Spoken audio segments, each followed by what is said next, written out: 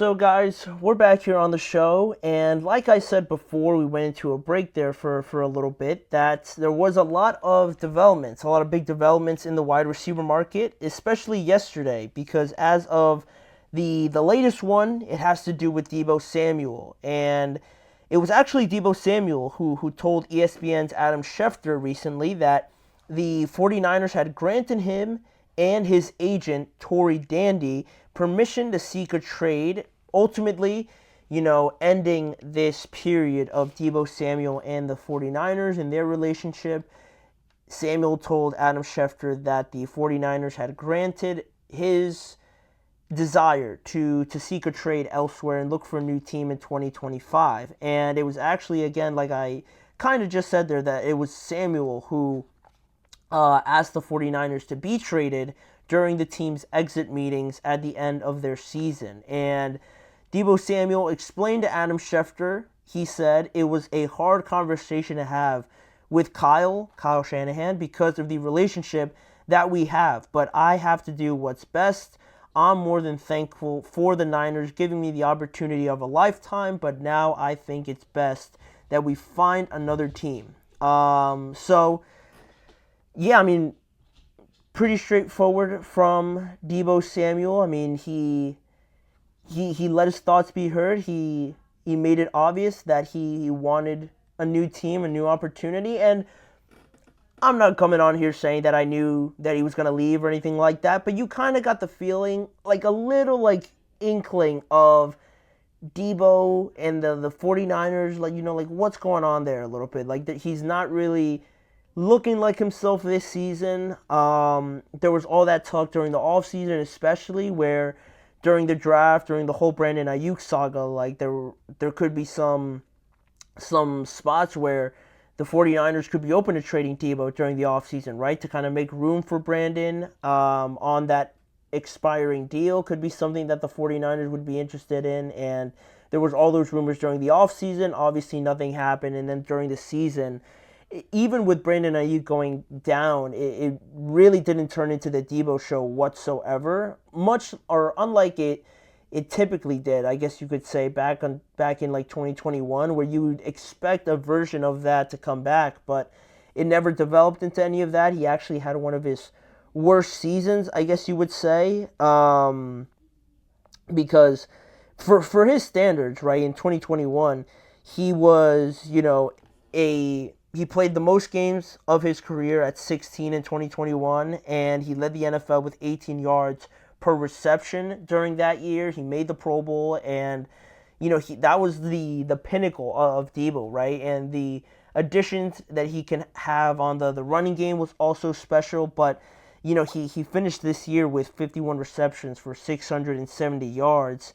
He dealt with injuries, and he only had 3 touchdowns this year. So it wasn't a year where it was filled with a lot of rejoice or anything like that. And with that, and some of the comments he also made too, I don't have them in front of me, but there were some pretty cryptic comments that he made at some point this season too. So, for a guy that might be settled in and that might be, loving life there, Deebo wasn't really giving that impression also. Again, I'm not saying that I thought he was going to leave whatsoever, but there was a little bit of something there, right? It felt like it was weird, right? Like the relationship was different this time around. But it's developed into something like this.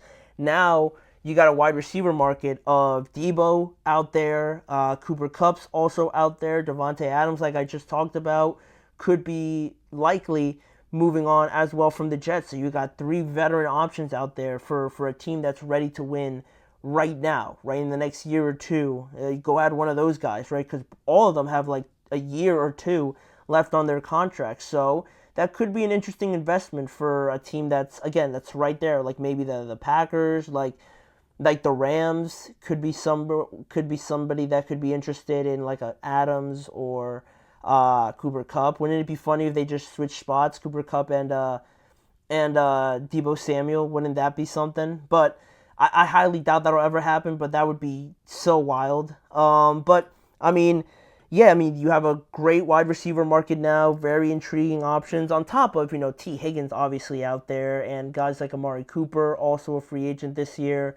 It's going to be interesting to see where this market goes, especially when you're talking about the contracts and how that affects everything, right? That always seems to be the case. But this year for 2025 is going to be an important year for Deebo because he'll be playing on the final year of that 3 year, $71.55 million extension that he signed with the 49ers, and he's going to be making 17.55 this upcoming year as well. So it's not a situation unlike last offseason where teams were approaching the 49ers on gauging their interest of maybe letting go of one of their most prominent wide receivers to that point, right? It's nothing like that now because now the leverage is in favor of all the other teams, right? Like the 49ers are probably in a spot now where they need to trade him because he's already asked for it and they've given him permission to do so. So it's not like people are going to be running up to them and trying to get their hands on Deebo, knowing that the 49ers are just going to trade him anyway, right? They've come to that conclusion that they're going to move on from him, right? Because he wants to leave. So maybe the trade price now is definitely not going to be what it would have been last offseason, right? Especially after a down year. So, it's going to be a big year for Deebo because of that fact of, having a down year. And if once he gets on his new team, you're going to want a contract extension, right? Ideally. So you're going to need to go out there and prove yourself and have one of your better years to get that extension with whatever team he ends up on. So, yeah, it's going to be a big year for Deebo from that extent and kind of redeeming himself from this year, trying to stay as healthy as possible and reminding everybody that on his healthiest top day as a offensive weapon, he can line up in the backfield. He's built like a running back. He can go out there and get you 7 receptions and like 80 yards a clip on like an average good productive day, right? You got to go out there and prove that once again. So a lot of pressure on Deebo, right, to do that and earn himself another contract. And yeah, I mean, going forward now, his options, you look at teams um, like who did I mention? The Rams as a very unlikely spot for this to kind of go down. But there's a ton of spots, right, where they could fit a guy like Deebo. Like you look at the Commanders, right, talking about a team that has the window open, right? The Commanders were a game away from being in the Super Bowl. So I've talked all season about their need of a number 2 wide receiver, and if Deebo can rekindle that fire, I think that would be a great addition to the Commanders or somewhere like the Los Angeles Chargers that maybe might not give him a lot of volume, but maybe that's not where Deebo is at this point in his career, right? For him to handle that sort of workload, maybe he's not there anymore. And I think the Chargers, because they're predominantly run heavy anyway, can ease up that workload a little bit on Deebo, right? They don't need to go after him that much because they run the ball first anyway. So that could be another spot. The Steelers are going to be mentioned, even though I hope they don't get him. I don't think that would be a spot for them to go as a Steelers fan, but they're going to be linked anyway. And the Jets could be another one. Again, talking about flips, right? If Deebo ended up in New York after Adams left, and like Adams, what if Adams went to San Francisco? Would be kind of crazy, but I can't rule it out completely because they only have really Garrett Wilson. So they would need to add something else to that to remain competitive. You look at the Buffalo Bills, right? One of their biggest critiques in the playoffs was that they didn't have a true number 1. Now, is Deebo, after everything that we've said, is he a true number 1? That's more on the debatable side than the guaranteed side of things. So I don't know. That could be a risky signing, but on his best day, again, the Bills could very much use him. Then I think of a spot like the Dallas Cowboys would be interesting because they also need somebody to go out there and help out CeeDee Lamb and help out Dak Prescott a lot. So that could be something of interest. You got teams like the Raiders, obviously, who need as much help as possible. So that could be somewhere, but, again, it's a trade, so I don't know. I'm assuming the 49ers are going to try and do good by Deebo, so I don't know if they're just going to send them to Las Vegas. then you also have the Denver Broncos, right? Because they also they're in a very similar spot, like I feel like a lot of teams are in the NFL, where you got one guy, right, that's uber talented, that's off the charts, your number one receiver, but then the supporting cast needs a little bit of help, and I think Denver definitely fits that. They got some nice young pieces like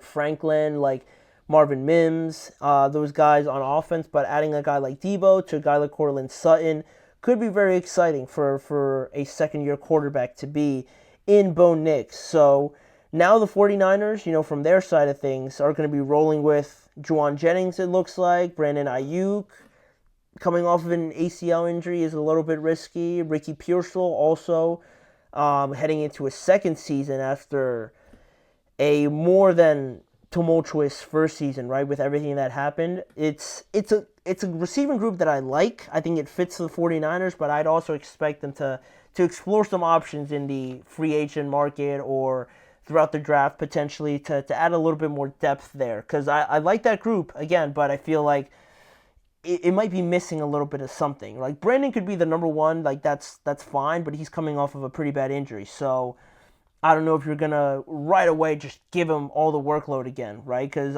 I'd be a little bit weary of that knee injury. So that's where things stand right now. A lot of developing news, a lot of fresh news coming from Super Bowl weekend, as I guess things typically do.